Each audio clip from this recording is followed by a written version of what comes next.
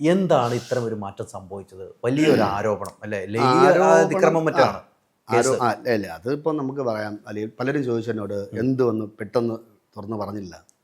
കാരണം എനിക്കറിയാം എൻ്റെ ഒരു കലാജീവിതം ആരംഭിക്കുന്ന ഒരു 30 വർഷം മുമ്പെയാണ്. അതായത് 22 വർഷം ഞാൻ ലോകം അറിയുന്ന നാടകാചാര്യനായ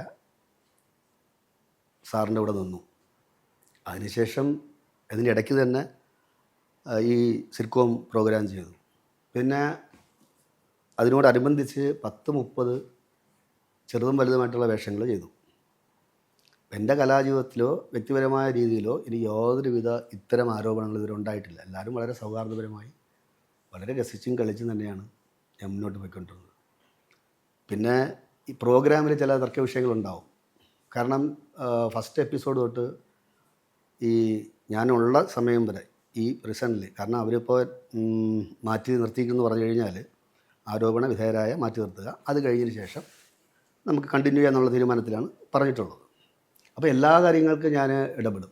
അതായത് സ്ക്രിപ്റ്റിൽ ചിലപ്പോൾ എൻ്റെ കഥ, ഒരുപാട് എത്രയോ കഥ, കാരണം ഇതിൽ ഈ പറയുന്ന മാധവൻ തമ്പി എന്ന് പറഞ്ഞ ക്യാരക്ടറിൻ്റെ രീതി എൻ്റെ അച്ഛനാണ്, കുട്ടമ്പിള്ള എൻ്റെ അപ്പൂവനാണ്.